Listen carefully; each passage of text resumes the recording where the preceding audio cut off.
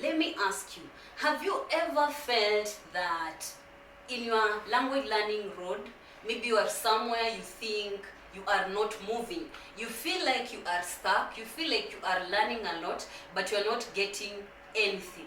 Have you ever been into that place? That is called a language plateau.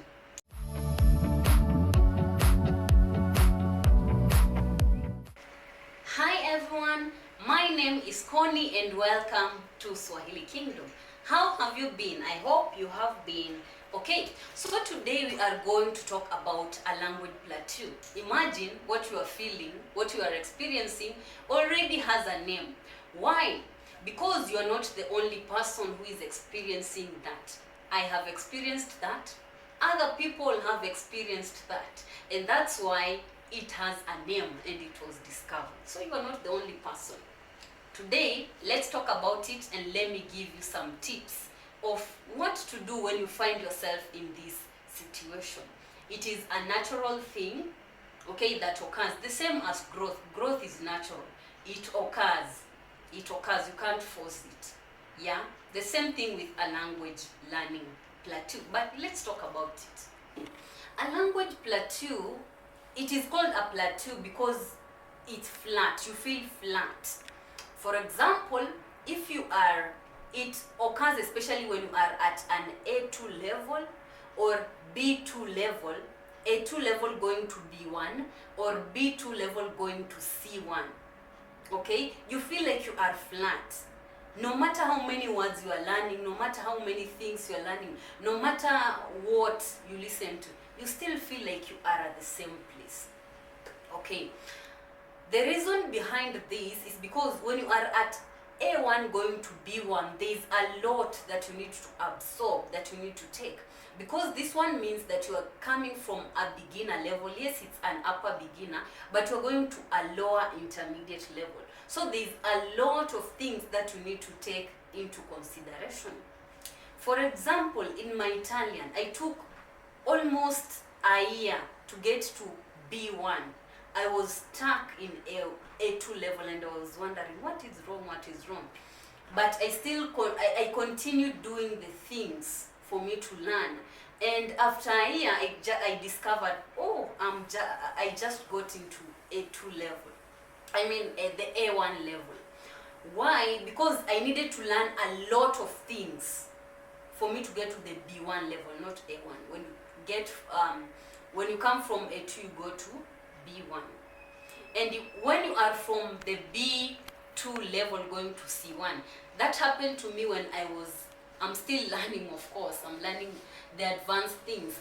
But from B2 to C1 in Spanish, it took me a lot. Like I was doing a lot of things. I was doing a lot of exercises and wondering, why am I not going anywhere? Why am I not seeing results? Yeah? But unfortunately, I was in a language plateau.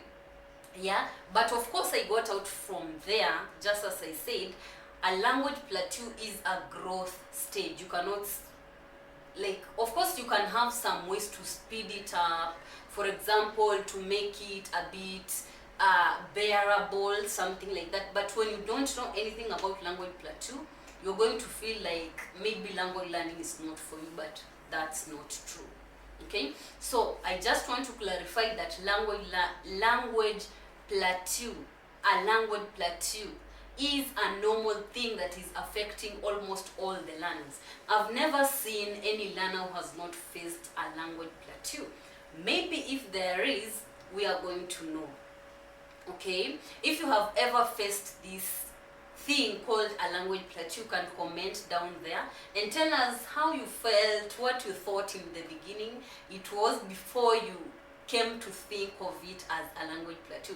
Because in my first language, that is Filipino or Tagalog, when I got to the language plateau, I was like, what is happening? Like, am I not learning enough? I even added hours, I even added the things that I'm supposed to read.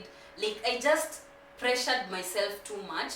When I look at that journey right now, I see that I pressured myself for nothing. That is a normal thing, because right now I take it differently. I don't add on things.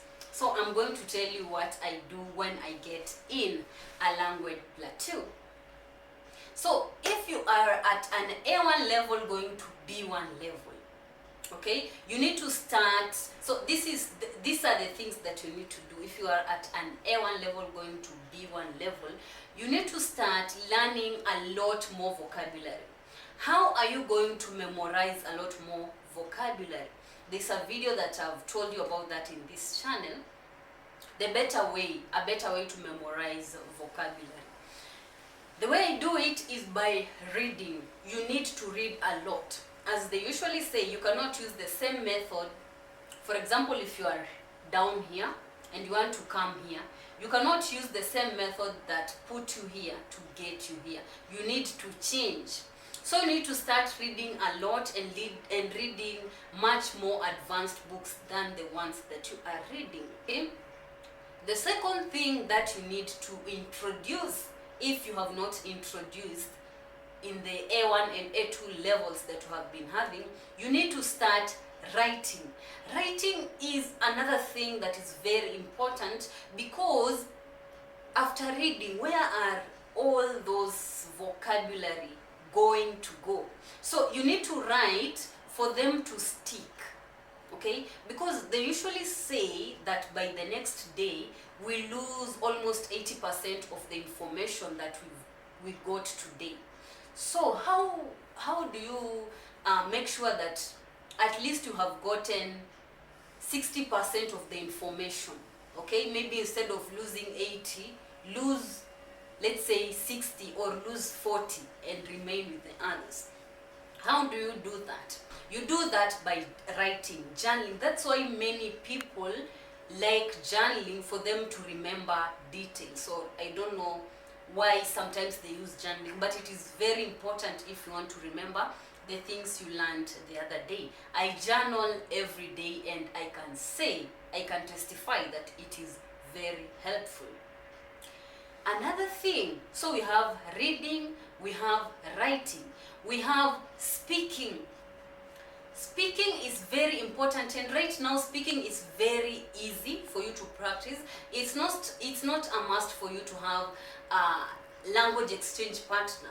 Nowadays there's ChatGPT. If you have a smartphone, you can put ChatGPT on your phone, okay, and just talk to him. Talk him or her.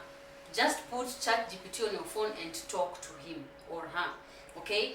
Tell him or her the thing that you want to talk about. If you want to introduce yourself, talk to that ChatGPT in the language that you want. If it's Swahili, talk to ChatGPT in Swahili. Spanish, talk to ChatGPT in Spanish.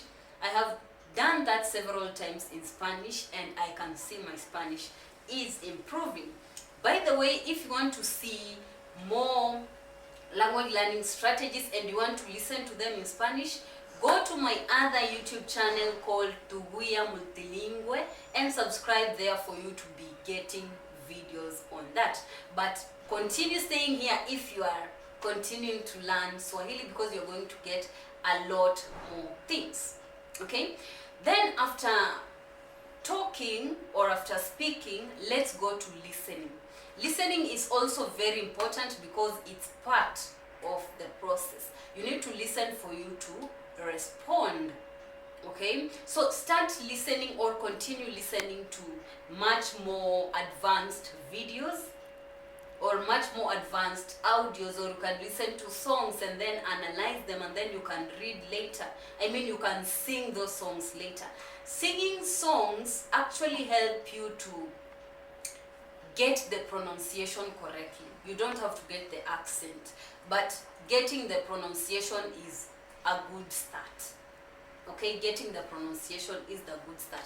And when you are on at B2 going to C1 and you are on a language plateau as well, do the same things that I have said, but now just advance them. As I said, you cannot go to a step above using the same method that you used with a step below.